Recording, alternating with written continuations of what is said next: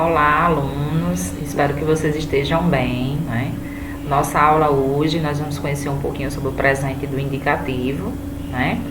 E qual a importância dele, e como ele se encontra, né? A sua conjugação verbal.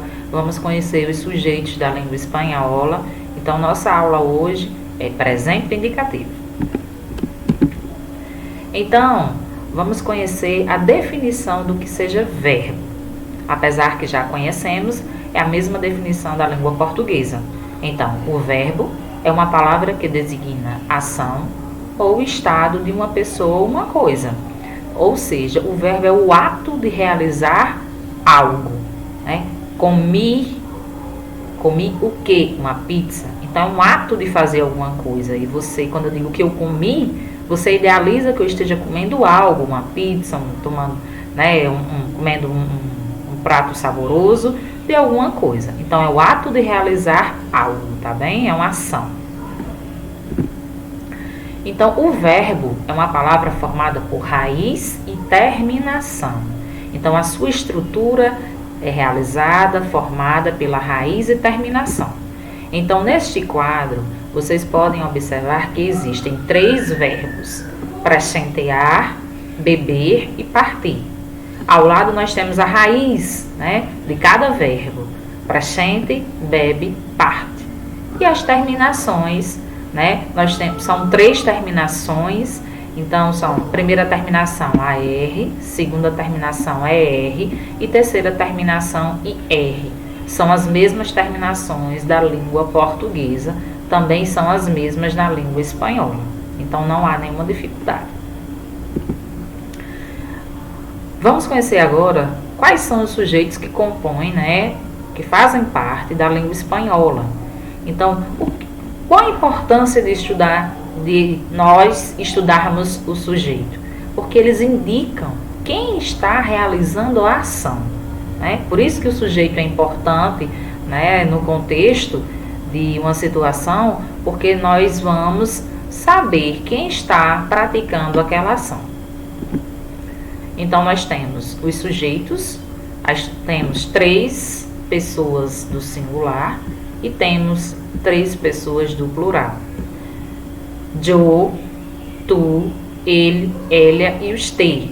Essas são as pessoas do singular. Nosotros, vosotros, ellos, ellas e ustedes. Essas são as pessoas do plural. O presente do indicativo, ele expressa algumas ações, tá bem? No momento em que estamos falando. Então, expressa a ação de acciones habituales.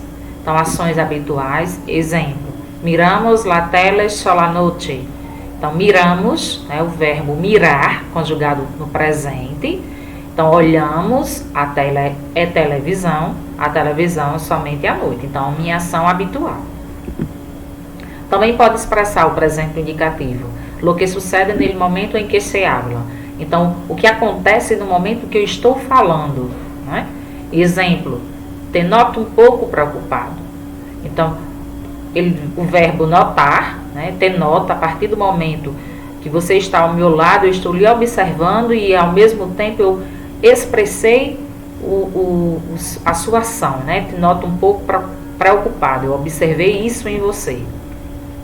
Então, no mesmo ato, eu observo e expresso. Ações que se realizam com frequência. Então, são ações que eu realizo frequentemente, né? Sempre que estudia, escute a música. Então, aí nós vamos ter 2 verbos, o verbo estudar e escutar. E estão conjugados no presente indicativo. Então, nesta frase, podemos observar a ação de que sempre que eu estou estudando, eu estou escutando música.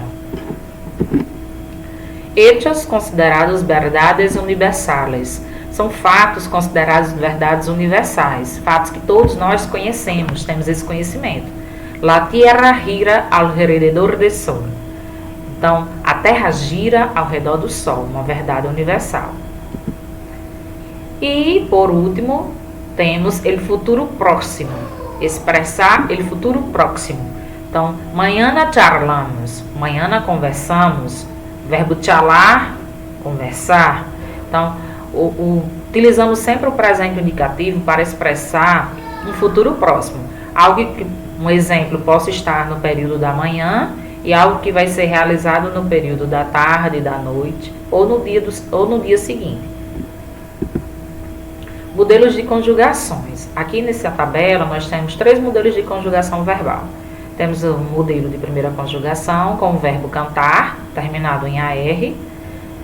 Segunda conjugação com o verbo beber, terminado em ER. E terceira conjugação, o verbo partir, terminado em IR. Temos aqui o radical do verbo cantar, cante. Então, observamos que o seu radical não houve nenhuma modificação na sua estrutura. Quando a estrutura do radical não modifica, estamos estudando estamos estudando a conjugação verbal regular.